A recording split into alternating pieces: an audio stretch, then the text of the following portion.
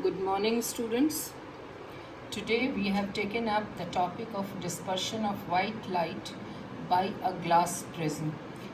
In my earlier video, I have already talked to you about a prism and the refraction that takes place through the prism.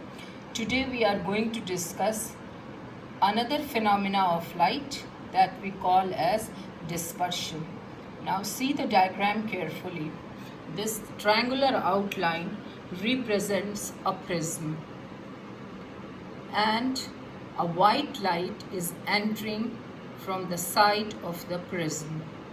It travels through the prism, and when it emerges out of the prism, these different band colors are obtained. So this band of color is called in scientific term as spectrum. This different band of colors that you are seeing on the screen, this is together called as a spectrum. So how this spectrum has been obtained? A white light is made to enter through the prism, and when it enters the prism, the phenomena of refraction takes place, and as a result, when it is emerging out of the prism, different color band is formed. Now the question arises, why different color band is formed?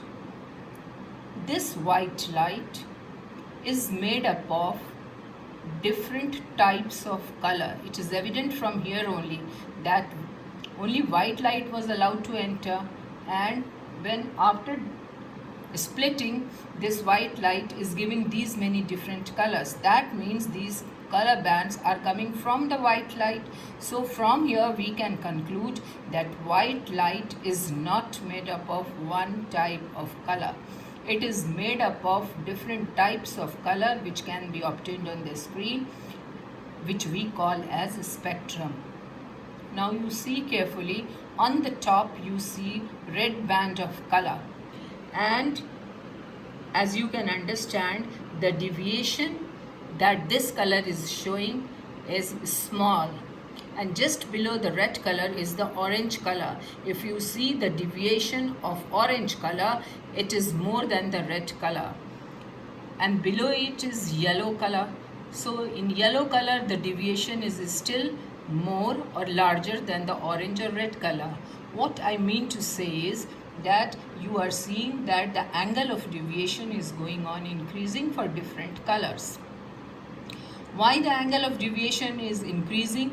Because the angle of deviation of each color depends upon its wavelength. The larger the wavelength, the smaller will be the deviation. That means red color is showing very less deviation. It means red color is made up of very long wavelength. Hope you are understanding it. At the bottom of this spectrum, you are seeing violet color, and the violet color is showing maximum deviation because violet color is made up of smallest wavelength. Is it clear to all of you? So in this activity, we are seeing that the splitting of white light into its constituent color has taken place when it passes through the glass prism. This phenomena is called as dispersion. So overall, dispersion of light is the splitting of white light when it passes through a glass prism into its constituent spectrum of colors, which depends upon what type of wavelength it is made up of. Now another important thing that you see, from the bottom, if you take out the first word of each color, that means from violet V, from indigo I, from blue B, from green color G, from yellow Y, from orange O, and from red R.